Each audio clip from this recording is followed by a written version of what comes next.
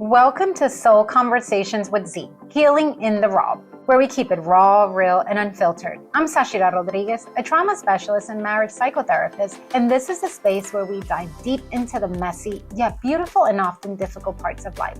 Here we challenge ourselves to face our fears and dig deeper into self-discovery. I'm no newbie. I've navigated many rocky roads and consider myself a recovered traumaholic. Life hasn't been easy, but I truly believe that everything happens for a cause greater than ourselves. Whether you're navigating with grief or grappling with trauma, healing from attachment injuries, or working on your marriage, we're here to unpack it all.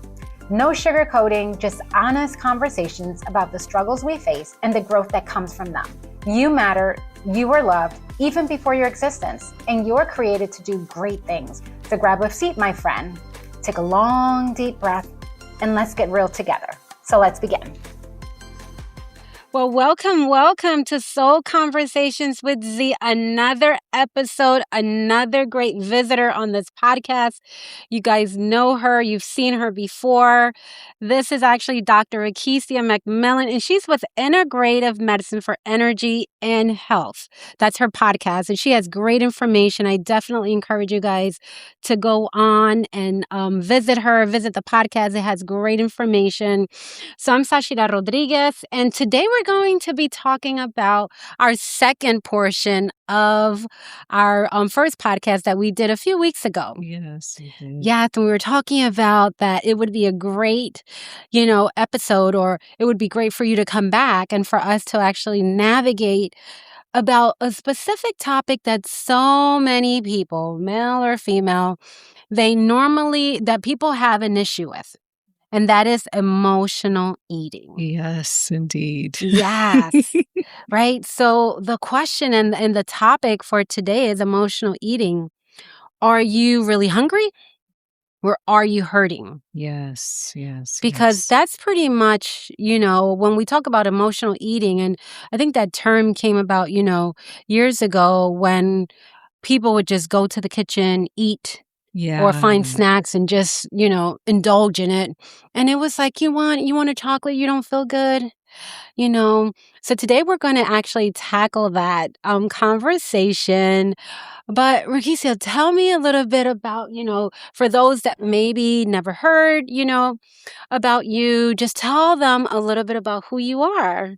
Yeah, sure. So I am a lover of anything related to health and wellness. Yes. It is my passion, whether that is healthy eating, whether it's being out in the amazing, great outdoors. Yes, and you like hiking. I love hiking. I absolutely just love being surrounded by nature, the beauty. It's one of my favorite pastimes. Okay. I'm also an honorably retired Air Force veteran. Yes. I'm actually a third generation veteran. Yes. My great-great-grandfather served in World War II, my father in Vietnam. And for me, I served during the Iraqi freedom era. So I love supporting our military personnel. Yes. I work a lot with veterans today in the work that I do too. I'm a mom, I'm a follower, a disciple of Jesus Christ. Yes. And so this is me. And her birthday's on Friday, y'all. Yeah, so we are wishing you a happy, and blessed birthday this upcoming Friday. We had a little moment before the podcast started. Yes, and I gave her flowers, and we spoke about how important it is to receive our flowers when we are alive and well, because we don't want to wait when, time goes on. And if you're no longer here, right, then people, they go to the mic and they say great stuff about us. But a lot of those stuff sometimes we didn't even know. That's so true. So so I am giving you your flowers, and I gave them to you, and I'm so happy. So happy birthday. Thank you. Thank you so much. All right, so we're ready to dive in. Yes. So let's talk a little bit about what is, emotional eating and what that looks like. So why don't you give us, from your perspective, what is that? Yeah, so I see a lot of clients that come my way for health coaching that are battling with emotional eating. Many times I ask the question, it's not so much what you're eating, but what's eating at you. Oh. What is eating at you? So we get to the core of what is eating at you. Because many times when people are emotional eating, they are using food to cope, to deal with, or address their emotions. So whether that is Absolutely. sadness, loneliness, boredom, even Mm-hmm. excitement, they're using that as a way Yes. to cope rather than fulfilling that physical need of satisfying their hunger. Yes. Many times emotional eating comes on rather quickly because it's triggered by an emotion. Absolutely. And many times when people are emotionally eating, even though they may be full, they will still Mm-hmm. continue to eat, Yes. trying to satisfy Right. that need. And so many times being able to distinguish, okay, is this emotional eating or Mm-hmm. is it because I'm actually hungry? Hungry. Yes. And so with regular hunger, that really comes on slowly. Yes. And you can usually satisfy it by eating a variety of foods. For Yes. emotional eating, you're craving the sugar, you're craving the Everything. carbs. For me, when Salt. I was emotionally eating, especially with stress, I had to have those little chocolate Wendy's Frosties Oh and a my little goodness. side Yes. fry, dipping them in the Yes. that for me, Yes. that was Yes. trying to really Mm-hmm. cope with the stress. And so it's Yeah. again coping with the stress through Mm-hmm. food. And so some of the questions that a person might be able to ask is, what am I feeling Yes. right now? Yes. Is this being triggered by an emotion? Mm-hmm. Or do I really need to eat something Yes. healthy in order to satisfy this need? So really looking at why you are eating, being more mindful of what's Yes. happening. And I think that's what ends up happening because, especially in today's society, we live a busy life. Yes. There's the internet, and we're just trying to kind of keep up with the Jones and doing all these different things Yeah. that we're not really mindful. I think mindfulness has pretty much got lost, Yes. many, many years ago. Mm-hmm. And I think that sometimes because of the fact that we're on this pretty much this roller coaster race, that we forget to kind of pause and reset ourselves. So we find the easiest thing. I myself, I remember there was a period in time and not too long ago where as soon as I would walk in, like I was already mentally preparing myself. I was going to attack the snack bar. Yes. It was like, okay, it's time. Yeah. Right? Like what is in there? Yeah. And being very mindful of that because of the fact that we're just going. And we don't realize that sometimes we're trying to numb, some sort of emotion Yes. that is there and it's yelling and we're on survival mode. Absolutely. And we get to a point that food has become that comfort for us. Yes, it does. So you said something pretty interesting as far as that you see, clients on a regular basis that has this. Like, what are some of, those symptoms that you see like pretty much like very often? Yeah, some of the symptoms that I see when someone comes and there is an emotional eating issue, 9 times out of 10, Sashi, it is connected to some type of trauma that they have experienced in their lifetime, every single time. Yes. And so some of the symptoms, not being able to sleep at night, they just literally, I talked to someone, they had not been able to sleep in 3 days. Wow. Right. And they're thinking that it might have been environmental, but when we begin to uncover and we begin to investigate, deeper trauma is existing in that person's life. So not being able to sleep is one of the symptoms. Definitely overeating. When a person is full, they are still eating. Even though they may have, reached that point of being satiated, they are still not satisfied because they're looking to really address that emotional need, but they're trying to fill it, but can't do that with food.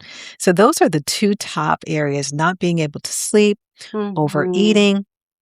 Also, a lot of inflammation in the body exists too. Yeah, talk a little bit about the inflammation because I know that, the cortisol, all that has, plays a huge, huge role in emotional eating. Yeah.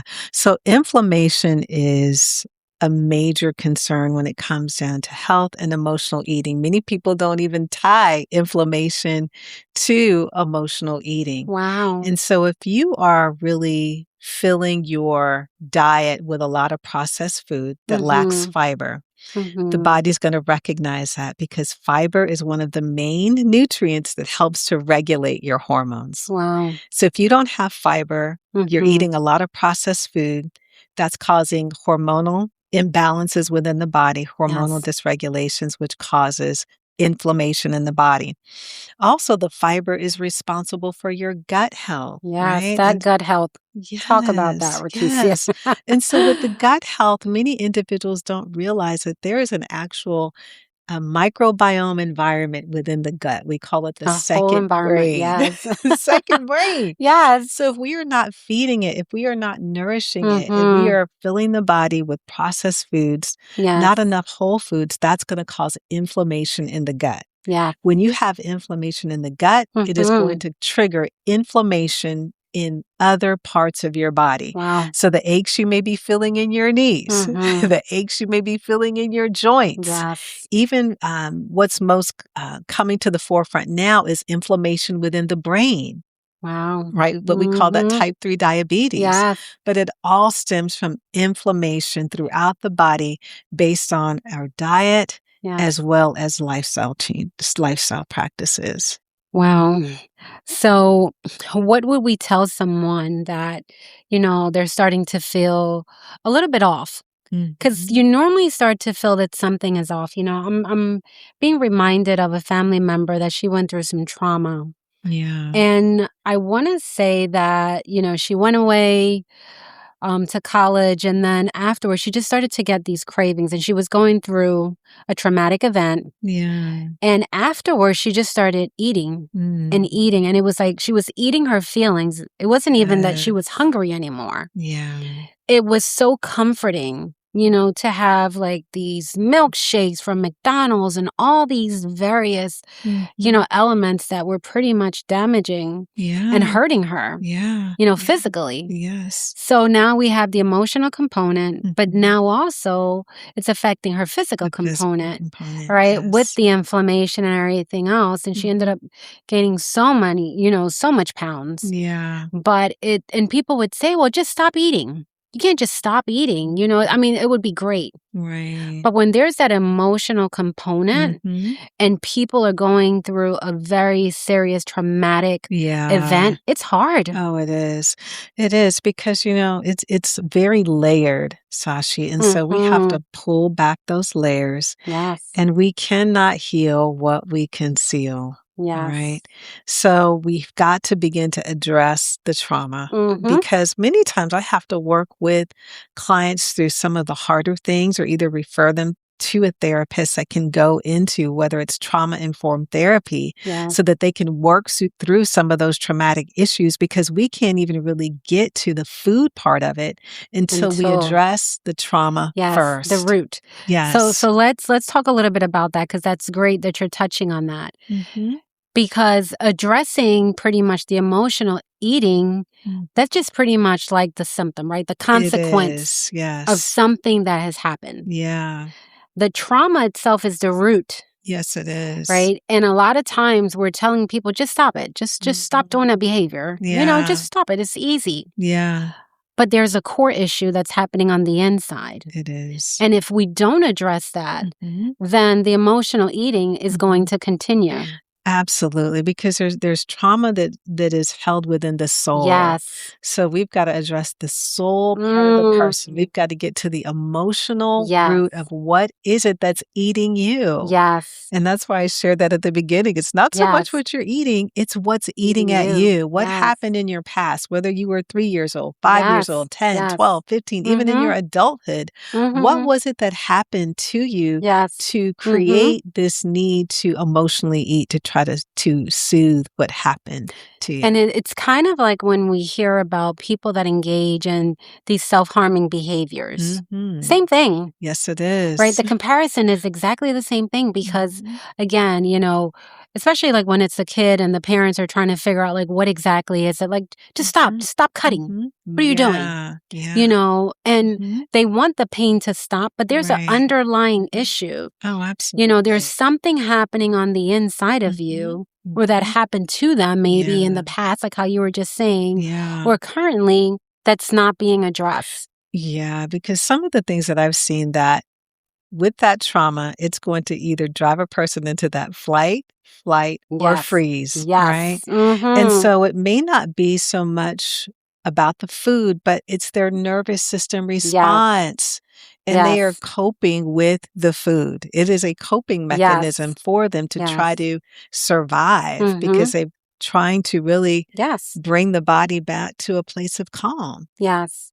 So imagine that our bodies, because now we're talking about like that physical component and that the emotional component, and they work together. Yes, it's like a little ping pong, right? They go back and forth.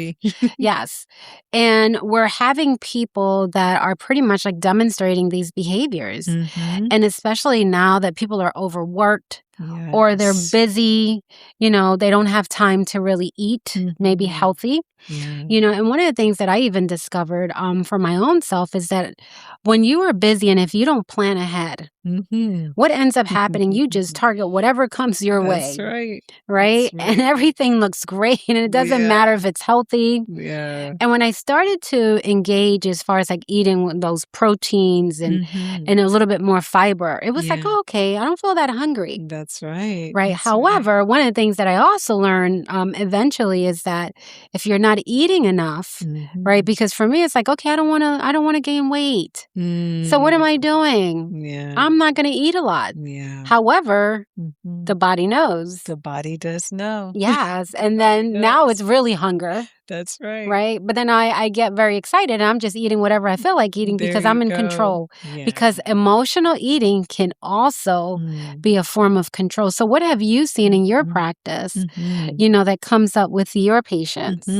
Yeah, no, that's a great question that you asked regarding, I think, the control part of it. Because control makes people feel safe. Right? It's actually, when they don't want to let go of the control, that is a major area that people are not willing to let go. And sometimes it takes work to let go so that we can reach that place of healing. So whether I see things like, again, not wanting to let go because the underlying cause is the fear of being out of control. That is the number one thing that I see, that people are just afraid to let go because they're remembering the trauma of when they were not in control and how they were vulnerable and they were taken advantage of and they were abused. And so letting the person know that it's okay to have the permission to let go, because in the letting go, that's the freedom. And letting go, that's where the freedom is at. It's like giving yourself permission. And it's like a constant reminder that you're safe now. You know, we're not functioning underneath that season. But it takes a while. It takes therapy to actually go through that, being able to work through that trauma. And being able to know that, okay, well, I do have permission, to let go. I remember a few months ago, sometime last year, we decided we were going to do this challenge, right? And we're not going to eat a lot. We're not going to go into this whole emotional, we're not going to eat. Like, it was just like a whole thing. And I was so excited about it. What do you think happened after the 30 days? Oh, you were going in. Oh, what? I said, oh, I have control now? Because before I was doing it for a purpose, supposedly. Right? Let me tell you, when that day 31 rolled up on that calendar, I had a whole menu. Everything in the kitchen sink. Yes. I had a whole menu as to what I was going to eat because now I'm in control. There you go. But there is something about that control factor that does something to our brains. Oh, yeah. And it's difficult sometimes to let that go and know that, what? We do have the freedom. Right. But it's really, really uncovering those layers as to what happened to you. Absolutely. And what is currently happening to you that you feel that you cannot relax and not engage in that, unhealthy behavior, because that's what it is. Yes, because most individuals don't even realize, Sashi, that they are living out their trauma.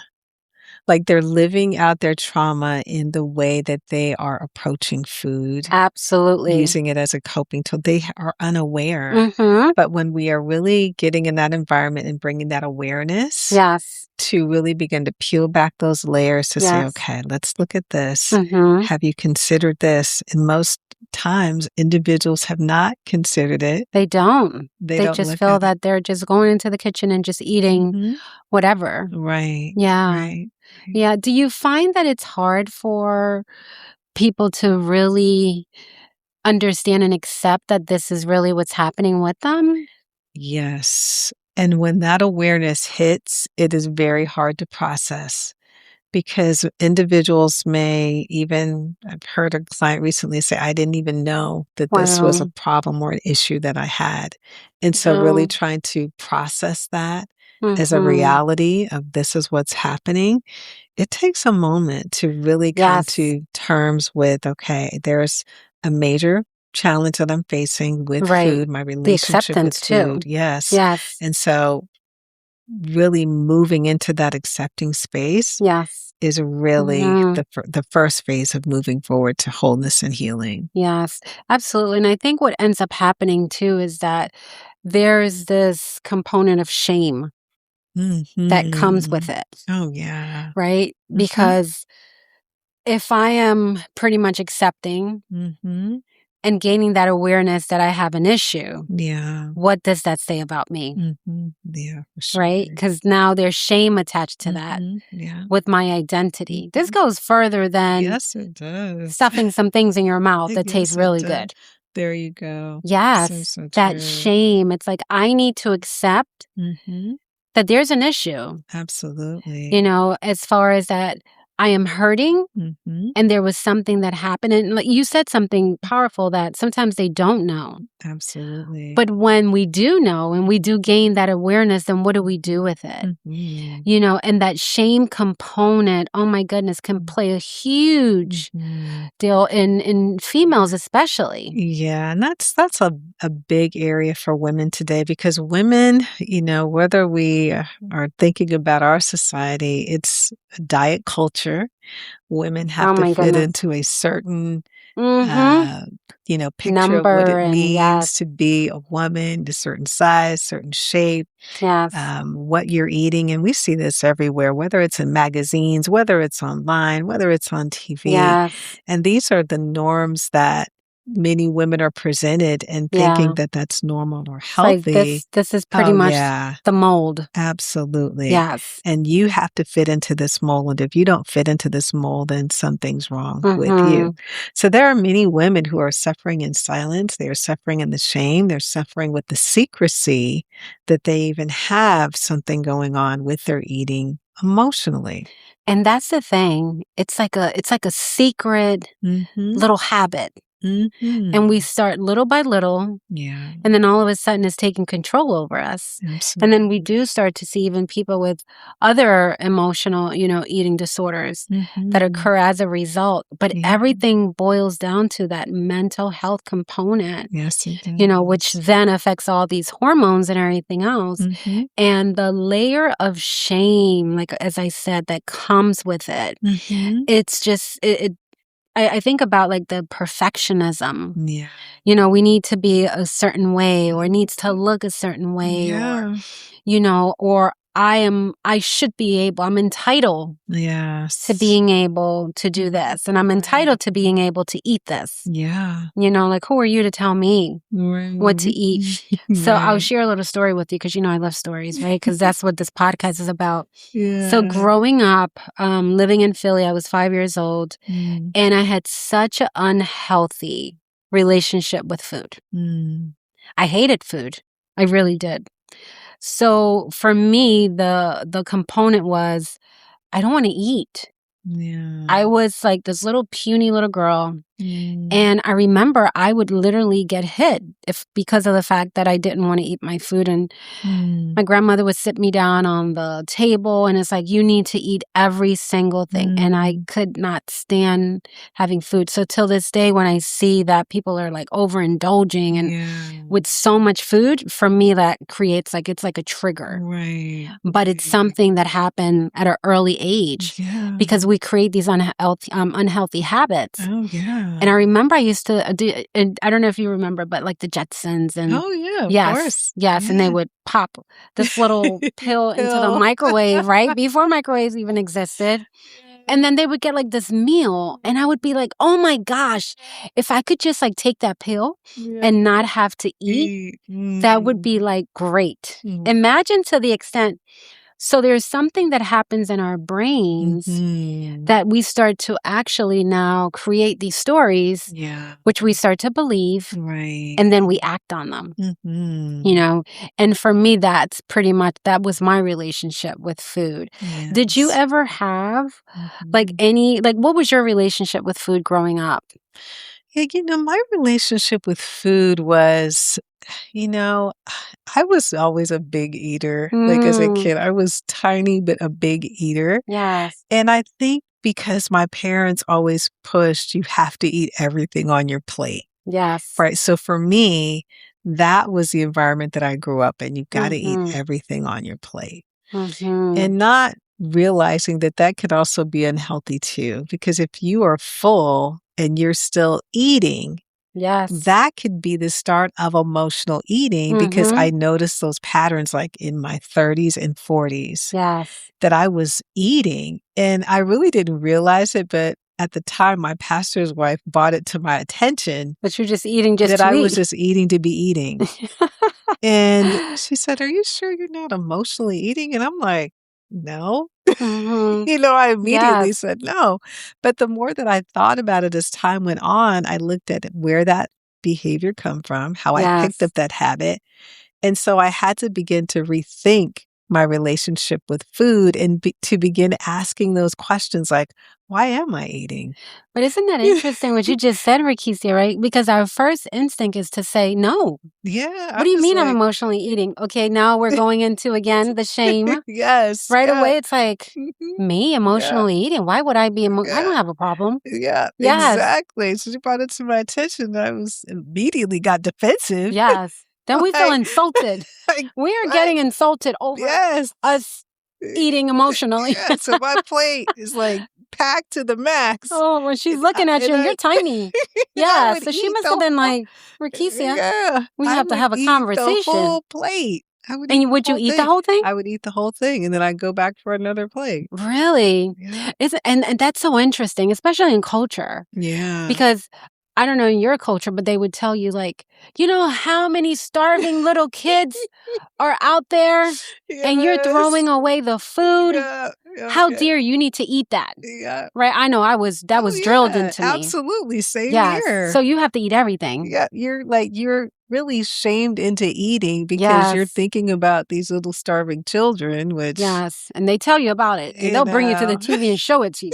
Exactly. You see, those are the people and you're throwing away that food. You better eat this stuff. Right. So you're taught from an early age these negative recurring behaviors that we don't even realize are impacting us in adulthood. Right. Because I didn't realize that was impacting me and why I was overeating so much. And so I had to, again, really begin to rethink my relationship with food and how I was eating. Right. So then tell me about that moment when you finally had this aha moment and you acknowledged that you were emotionally eating.